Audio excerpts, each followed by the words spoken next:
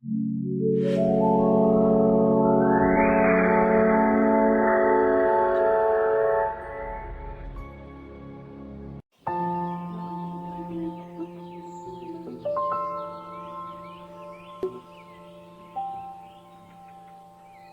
श्यामलाल झारखंड के प्रसिद्ध व्यापारी थे। वो बहुत ही भाग्यशाली था। भगवान ने उनको सब कुछ दिया, मगर कमी थी तो सिर्फ लड़के की। उनकी 3 लड़कियां थी, उसका एक भी पुत्र नहीं था। पुत्र की कमी उन्हें भीतर ही भीतर कटोचती थी। श्यामलाल हर समय उदास रहते थे। वो बाहर जाकर तो हंस बोल लेते थे, पर घर आते ही उदासी छा जाती थी। उनकी पत्नी कनिका भी चिंता में डूबी रहती थी। कनिका में इतना साहस नहीं था कि वो पति के सामने मुस्कुराते हुए खड़ी हो जाए।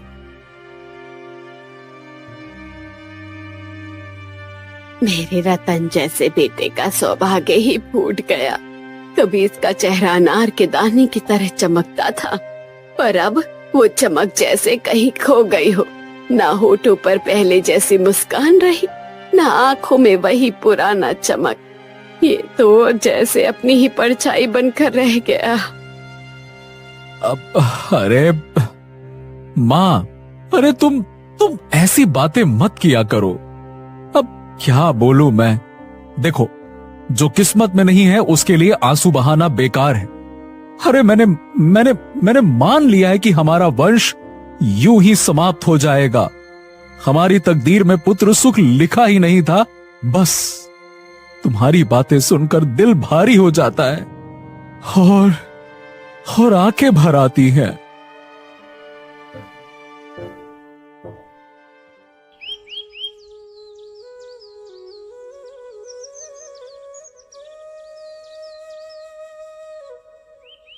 एक दिन गली में एक बाबा आ पहुंचे। औरतों को मानो मनोरंजन का एक बहाना मिल गया। वो उत्साहित होकर अपने हाथ दिखाने लगी। कोई भविष्य के बारे में पूछ रही थी तो कोई अपने दुखों का हल बता रही थी। तभी भीड़ में खड़ी मालती अचानक बोल उठी, कनिका, जरा इधर आकर तू भी बाबा जी को अपना हाथ दिखा ले। देख तो सही तेरे भाग्य में क्या लिखा है। शायद कोई बड़ी बात पता चल जाए या तेरी परेशानियों का कोई हल मिल जाए। माँ जी, हाथ दिखाने से क्या होगा? हाथ दिखाने से तकदीर थोड़ा ना बदल जाएगी। जो किस्मत में लिखा है वो तो होकर ही रहेगा। मगर इसमें हर्जी क्या है? एक बार दिखा ले।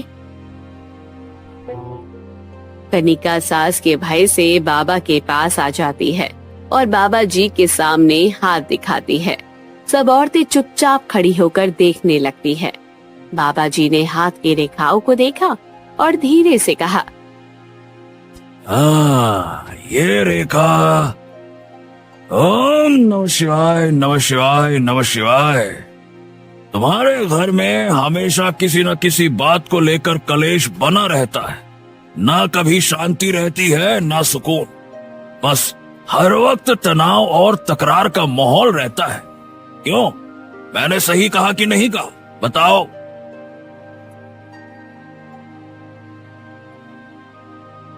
ठीक कहा पंडित जी, लेकिन ये कलेश बाहरी नहीं बल्कि मन का है, जो भीतर ही भीतर हमें बेचैन करता रहता है। तुम्हारी बहू जब भी माँ बनती है तो उसे बेटियां ही बेटियां होती हैं, बेटा नहीं होता है। क्यों? सही कहा कि नहीं कहा मैंने? बताओ। देखा, यही तो विद्या की बातें हैं। जो जरा सा पढ़ लिख लेते हैं वो ज्योतिष शास्त्र को झूठा कहने लगते हैं। अब बताओ, जो बाबा जी ने कहा वो सच निकला कि नहीं? हाँ, और एक बात सुनो, सादा नहीं कहूंगा लेकिन साफ कहूंगा, इसका पति भी बहुत दुखी रहता है। क्यों? सही कहा कि नहीं कहा? बताओ भला।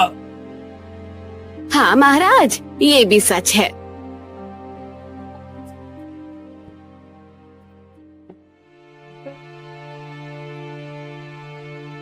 हाँ, तो इसके नक्षत्र देखकर मैं कह सकता हूँ कि इसके ज्यादातर नक्षत्र तो बड़े ही शुभ हैं।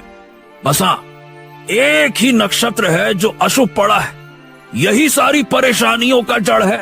और उसी का परिणाम अब आप सबके सामने आ रहा है। ओम नमः शिवाय, ओम नमः शिवाय। झूठ न बुलवाए भगवान, यही है, यही वाला नक्षत्र है जो सारी परेशानियों का जड़ है।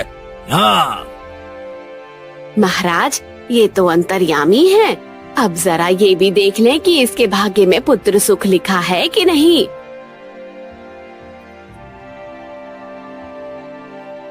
बाबा ने गहराई से हाथ देखा, मन ही मन में कुछ गणना की, फिर गंभीर स्वर में बोले, नहीं, मैं साफ साफ कहना चाहूंगा कि नहीं, इसमें पुत्र सुख नहीं लिखा है। बाबा जी, क्या उसका कोई समाधान नहीं है, या फिर किस्मत का लिखा यूं ही स्वीकार करना होगा? हाँ देखो, उपाय तो मौजूद है, मगर उसे पूरा करना किसी कठिन तपस्या से कम नहीं है। महाराज, मैं सब उपाय कर लूंगी। अगर तुम किसी भी उपाय को करने के लिए तैयार हो तो ठीक है, मैं बताता हूँ। उपाय ये है कि रात के सन्नाटे में शमशान घाट में बैठकर मंत्र जाप करना होगा, कठोर साधना करनी होगी, एकदम घनघोर साधना, ऐसी साधना जो तुम्हारे तन मन और अंतरात्मा से निकले, जो कि सामान्य व्यक्ति के बस की बात नहीं होती है। बताओ, कर पाओगी? कनिका का चेहरा उतर गया। उम्मीद की एक किरण जगी थी, लेकिन पल भर में ही बुझ गई। वो फिर से निराश हो गई, मानो जीतते जीतते बाजी हाथ से निकल गई हो। खैर देखो, तुम चिंता मत करो, इतना उदास होने की आवश्यकता नहीं है। ये काम मैं कर दूंगा, लेकिन हाँ, इसमें डर जरूर है, क्योंकि सिद्धि के समय भूत सामने आकर खड़े हो जाते हैं। कोई साधारण व्यक्ति होता तो डर के मारे प्राण ही छोड़ देता अपने, लेकिन भूत अरे भूत हमारा क्या बिगाड़ सकता है? हम चाहे तो पल भर में उसे भस्म कर सकते हैं, ऐसे ऐसे चुटकी बजा के भस्म कर सकते हैं। हमारे पास ऐसे ऐसे मंत्र हैं। ओम ह्रीं क्लीं ओम नमः शिवाय, ओम नमः शिवाय। कनिका की आंखें आशापूर्ण हो गई, जैसे देवी का वरदान मिल गया हो। सास का चेहरा भी आशा की आभा से लाल हो गया। उसे विश्वास हो गया कि अब जरूर लड़का होगा। बाबा ने जो कुछ भी मांगा उसे दे दिया गया।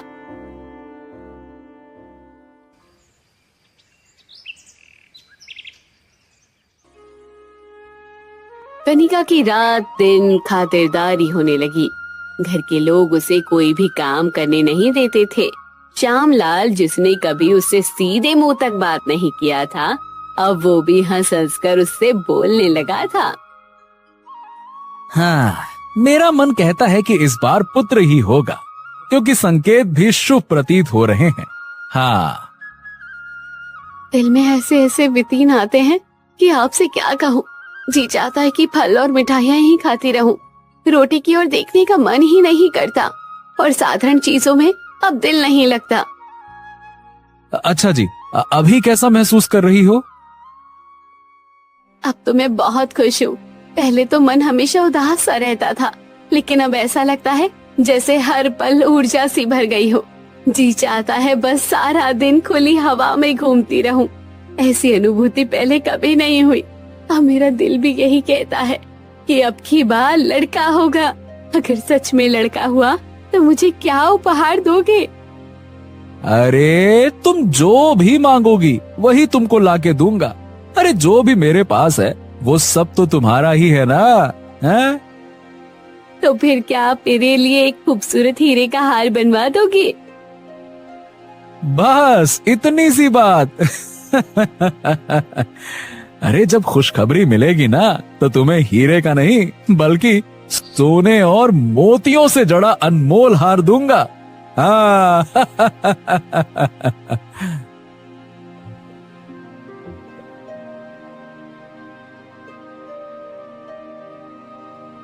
इस तरह धीरे धीरे 9 महीने बीत गए और बच्चे के जन्म का समय आ गया।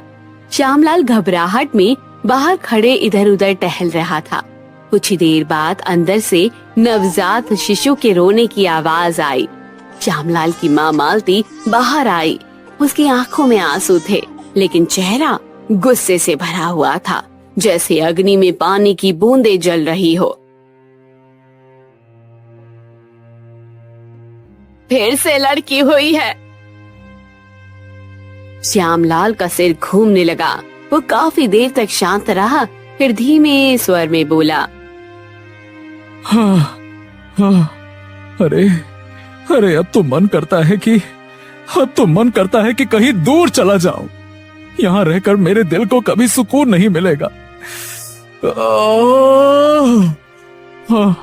क्या करूं? धीरज रखो बेटा, घबराने से क्या होता है। अरे काश वो ज्योतिषी अब मुझे कहीं मिल जाए तो मैं उसका मुंह नोच लूं। अरे पहले ही मुझे उस पर भरोसा नहीं था, लेकिन आपकी बात मानकर चुप था। अरे मेरे हजारों रुपए यूं ही बेकार चले गए। कहता था कि अनुष्ठान करवाने से पुत्र होगा। बड़ा आया लालची कहीं का ढोंगी। अगर सच में ऐसा होता तो लोग मन्नतें क्यों मांगते फिरते? सब के सब अनुष्ठान ही ना करा लेते। एक अनुष्ठान कराओ लड़का हो गया, एक अनुष्ठान कराओ लड़की हो गई। जिसका जो मर्जी वो पैदा करते रहो। लालची और ढोंगी कहीं का। मुझे क्या मालूम था कि ये सब एक धोखा है। शायद किस्मत ने ही हमारे साथ छल कर दिया है। अरे माँ, अब मुझे जाने की अनुमति दो। मैं साधु बनकर कहीं दूर ही चला जाता हूँ, वरना यहाँ रहकर तो मैं यहाँ रहकर खुद को ही खो बैठूंगा। ये कैसी बात कर रहे हो तुम? तुम्हारा भाग्य खराब नहीं है।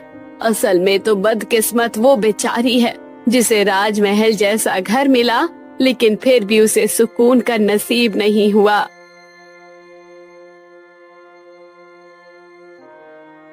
तुम मेरी बात सुनो, अब दूसरी शादी कर लो। इससे पुत्र होने की कोई उम्मीद नहीं है। मैं बहुत सहन कर चुकी हूँ, लेकिन अब और नहीं सहा जाता। माँ, मैं मर जाऊंगा लेकिन दूसरी शादी नहीं करूंगा। अरे मैं आदमी हूँ, कोई निर्दयी राक्षस नहीं हूँ। अरे मैं ये नहीं कह रही कि उसे घर से निकाल दो, वो भी यहीं रहेगी। लोग दूसरी शादी शौक के लिए नहीं, बल्कि बेटे की चाह के लिए करते हैं। तुम्हें भी अपने भविष्य के बारे में सोचना चाहिए।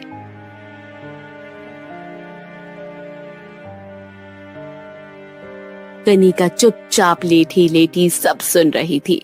पहले से ही उसका मन बहुत दुखी था, लेकिन ये बात सुनकर उसका दिल पूरी तरह से टूट गया। अब उसे यकीन हो गया कि दूसरा विवाह होकर ही रहेगा। इस विवाह को कोई नहीं रोक सकता। आज अगर मेरी ये दशा है तो विवाह के बाद मेरा अस्तित्व ही मिट जाएगा। हर कोई बस नई बहू के आगे पीछे घूमता रहेगा। मैं एक परछाई बनकर रह जाऊंगी। मेरी कोई कद्र नहीं करेगा, कोई मेरी बात नहीं सुनेगा। ये अपमान और तिरस्कार सहना मेरे बस की बात नहीं है। हे भगवान, अब तो मुझे उठा लो, और मैं सहन नहीं कर सकती। श्यामलाल की माँ ने जब ये शब्द सुने तो उन्हें गुस्सा आ गया और उनका गुस्सा बहुत बढ़ गया। वो कनिका के सामने जाकर बोली, तेरे भाग में मौत नहीं, मौत तो हमारे भाग में है, जो सिर पर सवार होकर तुम राज कर रही हो और मेरी छाती पर मूंग दल रही हो। ये सब बातें श्यामलाल सुन लेता है। वो अंदर आकर प्यार से अपनी माँ को समझाता है। माँ, मेरी बात सुनो। धैर्य रखो, धैर्य। लड़के और लड़कियां दोनों समान होते हैं। और माँ, आप गुस्से में आकर जो मन में आता है वो कह देती हो। आप जाइए यहां से, मैं बात करता हूं, ठीक है?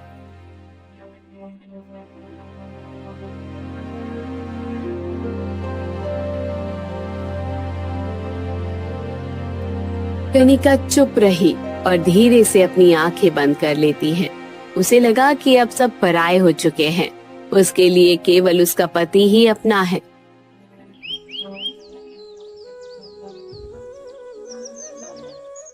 श्यामलाल ने दूसरा विवाह कर लिया। कनिका पर दुखों का पहाड़ टूट पड़ा। अब उससे कोई सीधे मुंह बात नहीं करता था। घर में सब नई दुल्हन मायरा की सेवा में लगे रहते थे। अब वही घर की सब कुछ थी और कनिका कुछ भी नहीं थी। वो किसी काम में दखल नहीं देती थी, चुपचाप अपनी कोठरी में पड़ी रहती थी।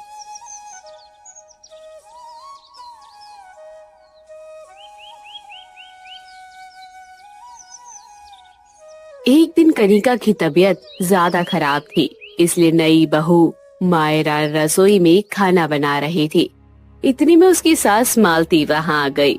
उसने नई बहू को रसोई का काम करते देखा तो तुरंत कनिका की कोठरी में चली गई। मालती कनिका की कोठरी में जाकर गुस्से में कहती है,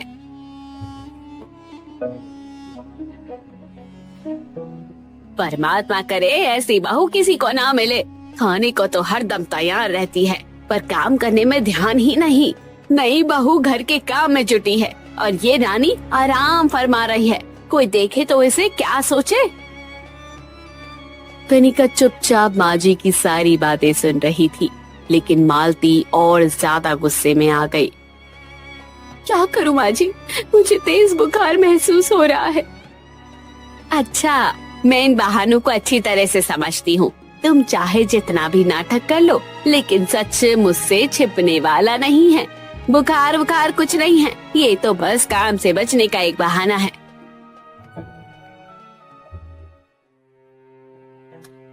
माँ जी, मैंने आज तक कभी कोई बहाना नहीं बनाया, चाहे हालात कैसे भी रहे हो। मैंने हमेशा सच बोला और अपनी जिम्मेदारी को निभाने की पूरी कोशिश भी की है।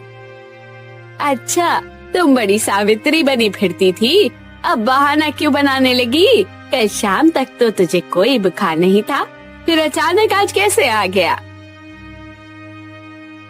मुझे क्या पता था, पर रात से ही पूरे बदन में अजीब सा दर्द हो रहा है। कहीं ऐसा ना हो कि मुझे निमोनिया ना हो जाए। अगर हो जाए तो अच्छा ही है, मगर निमोनिया भी नसीब वालों को होता है। हे भगवान, आखिर सारी मुसीबतें मुझे को ही झेलनी है, तो मुझे मार ही दो ना। इस झंझट को खत्म ही कर दो। मालती का गुस्सा और भड़क उठा और उसने गुस्से में कह दिया, तू तो बस लड़ने का मौका ढूंढती है। मैंने कब कहा कि तुझे मर जाना चाहिए? मैं आपकी बातों का क्या मतलब निकालूं? हमेशा मैं ही गलत क्यों ठहराई जाती हूँ? मैं भी इंसान हूँ, मेरी भी तकलीफें हैं, लेकिन आपको तो बस इल्जाम लगाना आता है। अगर मेरा सच में दिमाग फिरा होता तो तेरे जैसी कमजोर लड़की से अपने बेटे का ब्याह क्यों करवाती? लेकिन किस्मत भी अजीब खेलती है ना, कभी कभी बेकार का पत्थर भी घर की दीवार में लग जाता है ना। कमजोर शब्द सुनकर कनिका का क्रोध भड़क उठा और उसने जवाब दिया, मैं तो वैसी ही तकलीफ में हूँ। हालत धीरे धीरे बिगड़ रही है, लेकिन किसी को मेरी परवाह नहीं। इलाज की सोचने के बजाय बस लड़ाई झगड़े में ही आपका ध्यान लगा हुआ है। मालती ये सुनकर और आग बबूला हो गई। उसे गहरा अपमान महसूस हुआ और गुस्सा और बढ़ गया। परमात्मा ऐसी सास किसी दुश्मन को भी ना दे। अब वो जोर जोर से रोने लगी, इतनी जोर से कि सारा मोहल्ला इकट्ठा हो गया। मोहल्ले वाले चुपचाप तमाशा देखने लगे। कनिका चिल्ला चिल्ला कर अपनी शिकायतें सुनाने लगी। इस बहू ने तो मेरी इज्जत को धूल में ही मिला दिया, जरा भी सम्मान नहीं रखा। अरे रात को कहीं बुखार लग गया होगा, मैंने आकर बस पूछ ही लिया कि हकीम को बुला लूं। बस इतनी सी बात में मुझे गाली देने लगी। बोली, तुझे मेरे बुखार की क्या परवाह है? अब तुम्हें तब मालूम होगा जब तुम्हारे बेटे और बहू को बुखार चढ़ेगा। मोहल्ले की औरतें चुपचाप सुन रही थी, मगर कोई कुछ नहीं बोला।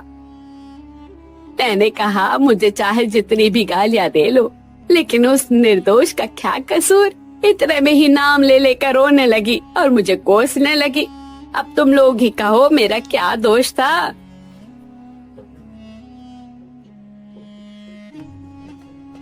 मोहल्ले की सभी औरतें चुप थी। वो जानती थी कि कनिका ऐसी औरत नहीं है। मगर फिर भी उन्होंने मुंह से कुछ नहीं कहा। उनके दिल कह रहे थे कि सास जानबूझकर कनिका को बदनाम कर रही है, मगर कोई बोलने का साहस नहीं कर सका। पूरा दिन बीत गया लेकिन कनिका को कोई दवा नहीं मिली, ना ही कोई उसे देखने आया। रात को तेज बुखार के कारण उसकी मृत्यु हो गई। उसी रात उसकी नवजात बेटी को दूध नहीं मिला, जिससे उसकी भी मृत्यु हो गई। घर में हाहाकार मच गया।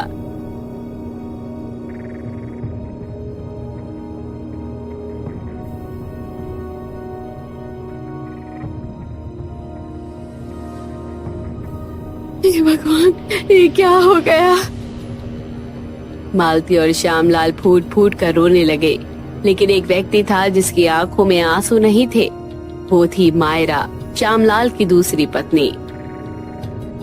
कैसे दोहरे चेहरे वाले लोग हैं, दिल में जरा भी दया नहीं, लेकिन दिखावे के लिए आंखों में आंसू लिए बैठे हैं, मानो बहुत दुखी है। असलियत तो ये है कि इनके आंसू भी सिर्फ दुनिया को दिखाने के लिए है। भगवान करे ऐसे धोखेबाजों के घर कभी संतान ना हो।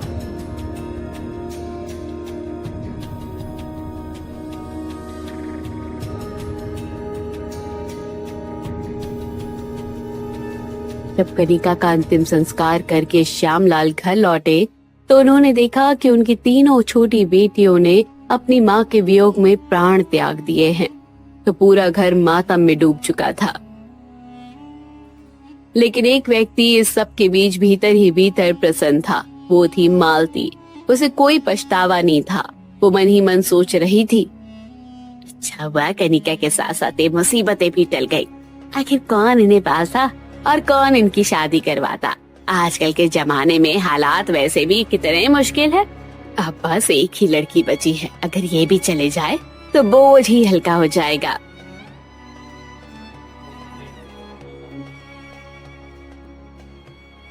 समय बीतता गया, सब कुछ सामान्य होने लगा। कुछ महीने बाद श्यामलाल का साला अंशुमन घर आया। उसने कनिका की बेटी के बारे में बात की। अरे मौसी जी, अगर आपकी अनुमति हो तो मैं कनिका की बेटी को अपने साथ ले जाना चाहता हूँ। वो क्या है ना कि वो अभी छोटी है, अपनी माँ को याद करके तड़पती होगी। अब कुछ दिन मेरे पास रहेगी तो उसका भी मन बहल जाएगा और उसे थोड़ा सहारा भी मिल जाएगा। क्या कहती हैं? मालती के लिए सुनहरा मौका था जिसे वो गंवाना नहीं चाहती थी। वो तुरंत तैयार हो गई, मानो इसी पल का वो इंतजार कर रही हो। बेटा, हम कौन होते हैं तुम्हें रोकने वाले? ले जाओ। यहाँ पर वो सारा दिन अपनी माँ के बारे में ही पूछती रहती है। मामा के घर जाएगी तो उसका मन भी लगा रहेगा।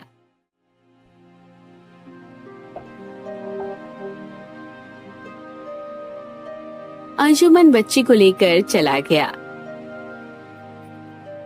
मालती ने चैन की सांस ली। समय बीतता गया और वो समय भी आ गया जिसका सभी को इंतजार था। मायरा के प्रसव का समय। श्यामलाल घबराए हुए घर के बाहर खड़े थे। हे भगवान, हे भगवान, हे भगवान, कृपा करो। आपके बिना और किसी का सहारा नहीं है। कृपा करो भगवान, कृपा करो।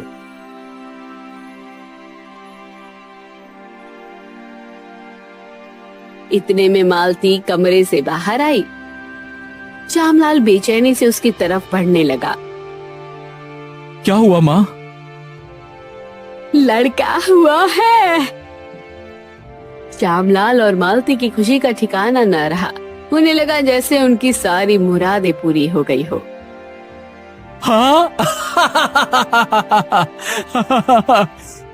हे भगवान, हे भगवान, अरे देर से ही सही, लेकिन आपने आज मेरी प्रार्थना सुन ली, सुन ली।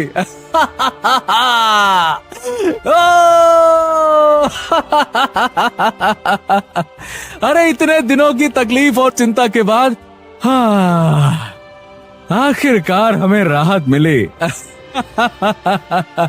अरे अब मुझे जीवन से और कुछ नहीं चाहिए, बस आपका आशीर्वाद बना रहे भगवान। बहुत बहुत धन्यवाद, बहुत बहुत धन्यवाद। समय बीतता गया, 5 साल गुजर गए। एक दिन श्यामलाल घर में बैठकर शराब पी रहा था। उनका बेटा राजू उन्हें ध्यान से देख रहा था। तभी मायरा वहाँ पहुँच गई। माँ, पापा ये क्या कर रहे हैं? ये हर रोज पापा रात को क्या पीते हैं? मायरा अपने बेटे के सवाल पर चौंक गई। कुछ नहीं बेटा, तुम्हारे पापा सारा दिन काम करके थक जाते हैं ना, इसलिए वो शाम को जूस पीते हैं। इससे उनकी थकान उतर जाती है और उन्हें अच्छे से नींद आती है।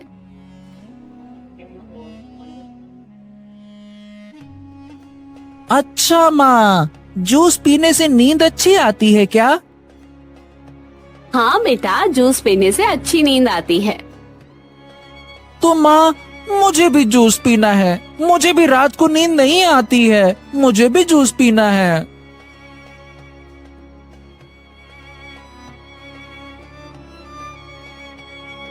नहीं बेटा, अभी तुम छोटे हो और छोटे बच्चे जूस नहीं बल्कि दूध पीते हैं ताकि वो स्वस्थ और मजबूत बन सके। जब तुम बड़े हो जाओगे तब जितना चाहो जूस पी सकते हो, लेकिन अभी तुम्हारे लिए दूध ही सबसे अच्छा है। लेकिन राजू के दिमाग में उसकी माँ की ये बातें बस गई कि जूस पीने से अच्छी नींद आती है। समय बीतता गया। अब राजू 20 साल का हो चुका था।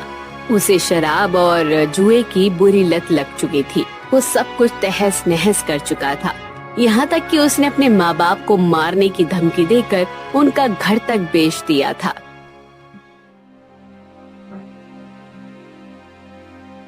दूसरी ओर अंशुमन ने श्यामलाल की छोटी बेटी को खूब पढ़ाया लिखाया।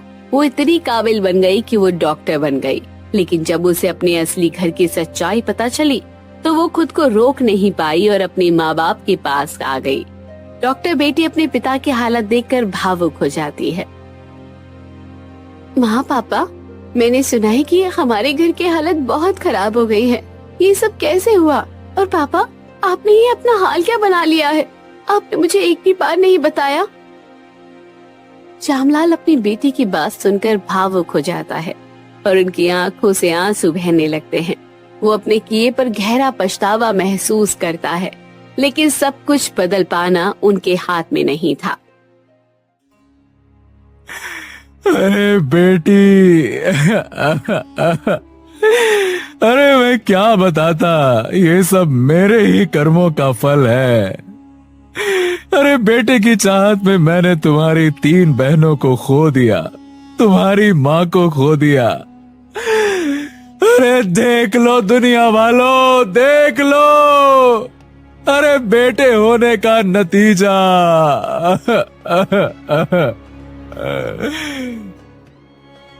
बेटी अपने माता पिता की हालत देखकर दृढ़ संकल्प लेती है। पापा, मम्मी, आप मेरे साथ चलो। मैं इस तरह आपको दर दर की ठोकरें नहीं खाने दूंगी। बेटी, तू हमारे लिए इतना सोचती है, वही हमारे लिए सबसे बड़ा सहारा है। लेकिन क्या समाज हमें अपनाने देगा? क्या लोग ताने नहीं मारेंगे? पापा, समाज की परवाह मत करिए। जिन लोगों ने आज तक हमारा दर्द नहीं समझा, उनकी बातें हमारे लिए कोई मायने नहीं रखती। मैं आपकी बेटी हूँ और आपको हर हाल में इज्जत और आराम की जिंदगी दूंगी। बेटा, तेरा प्यार ही हमारी सबसे बड़ी दौलत है। इसके बाद डॉक्टर अपने माता पिता को अपने साथ ले जाती है।